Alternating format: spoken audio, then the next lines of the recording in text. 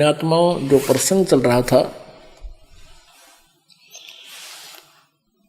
कि परमात्मा पूर्ण ब्रह्म परमेश्वर कबीर जी आए थे और वो यही कहा करते थे कि तुम जिन भगवानों की पूजाएं कर रहे हो, साधनाएं कर रहे हो, ये स्वयं भी नासवान हैं, इनको भी कर्म का दंड भोगना पड़ता है, पाप कर्म का, किए हुए कर्म का। शुभ और अशुभ ये भी आप जी की तरह ही भोगते हैं, इनके प्रारब्ध में जो कष्ट होता है वो भोगना ही पड़ता है। फिर ये आप जी के कष्ट का निवारण कैसे कर सकते हैं?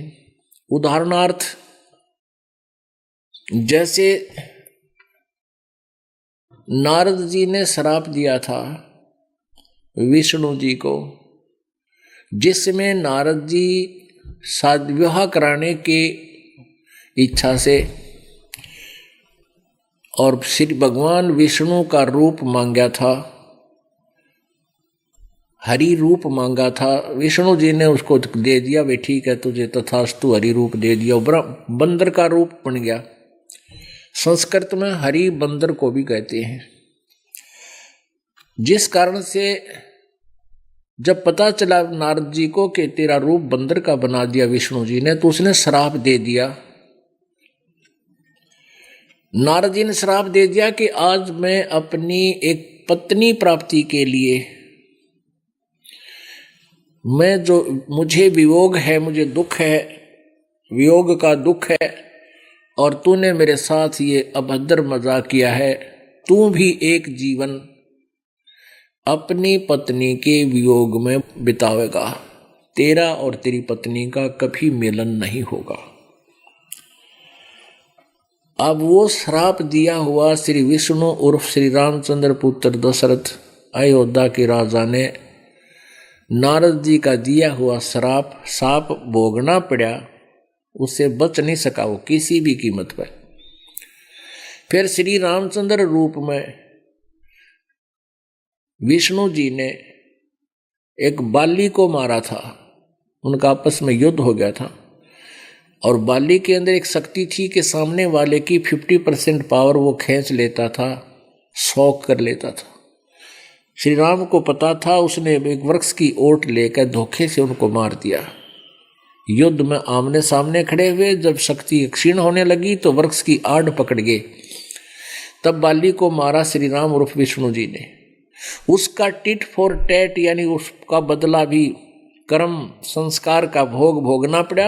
विष्णु जी श्री कृष्ण जी बने, यानी राम जी श्री कृष्ण जी बने, और वही जो बाली था वो शिकारी बना, और शिकारी ने श्री कृष्ण जी के पैर में विषाक्त तीर मार कर उनका वध किया।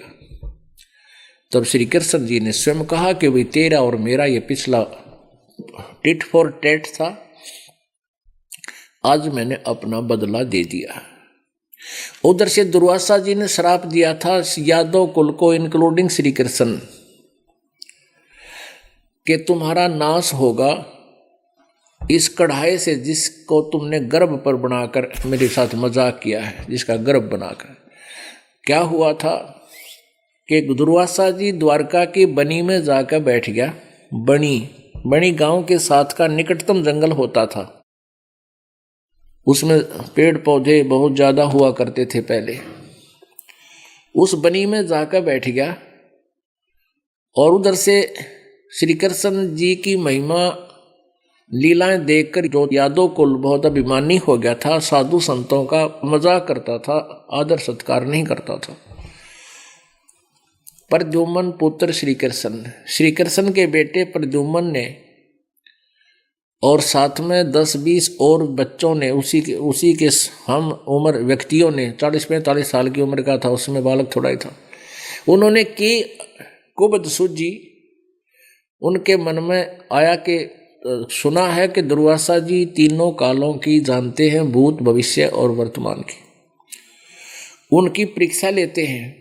प्रद्युम्न के पेट पर एक गर्भवती स्त्री का संवांग कर दिया, संवांग, उसके लिए कड़ा बांध दिया पेट पे, लोहे का कड़ा, छोटी सी कढ़ाई जो छौंक छांक लाने का काम आवे 1-2 परिवार की, ऐसी, और उसके ऊपर का बांध दिया थोड़ा लोगड़ कपड़े से और ऊपर का पहना दिया उस समय की स्त्रियों वाली ड्रेस।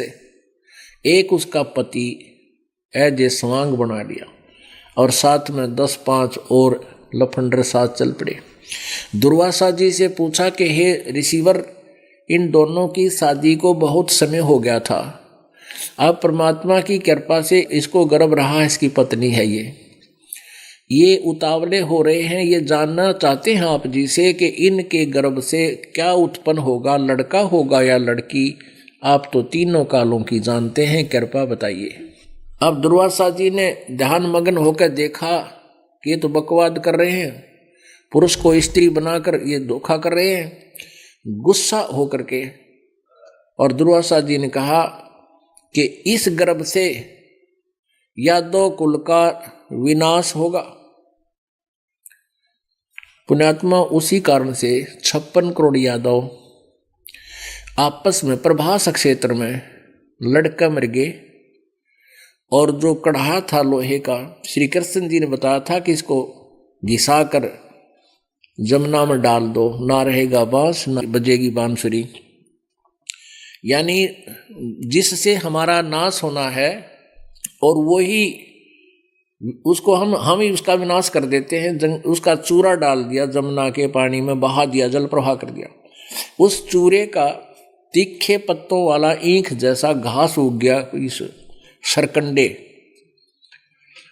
और उनके इतने तेज पत्ते हो गए जैसे कुसा देखी होगी, डाब जिसने बोला, उसके पत्ते बहुत तेज होते हैं और उंगली का जरा सा लग जाए ना, लपेटा लाकर खींचना चाहो तो काट देगा, और उससे भी तेज धार के तलवार के से पत्ते हो गए। और श्री कृष्ण जी ने बताया था कि तुम्हारा दुर्वासा जी का दिया हुआ श्राप नष्ट हो जाएगा, तुम जमुना में स्नान करके आओ। सभी नर यादव नवजात शिशुओं को भी ले गए श्राप उतारने के उद्देश्य से कि जल में नहाएंगे, जमुना में नहाने से हमारा श्राप उतर जाएगा। प्रभास क्षेत्र विशेष स्थान बताया जहां पर वो चूरा डाला था, वो चूरे के सरकंडे हो गए। तो उस आपस में वहां जाकर वो लड़ पड़े और लड़ते लड़ते सरकंडे निकालने और एक दूसरे के मारे, वो गर्दन पर मारे, तलवार का काम करे, गर्दन धड़ से अलग हो जाए। 56 करोड़ यादव कटका मर गए। श्री कृष्ण जी भी मारा गया उसी के श्राप से। तो पुण्यात्माओं, परमात्मा ये बताते थे कबीर जी, तुम कौन राम का जपते जापम, तात कटे ना तीनों तापम। तुम किस भगवान का जाप करते हो जिससे तुम्हारे 3 ताप भी नहीं समाप्त हो रहे, तुम्हारे आने वाले प्रारब्ध के पाप कर्म भी दुख दूर नहीं हो रहे।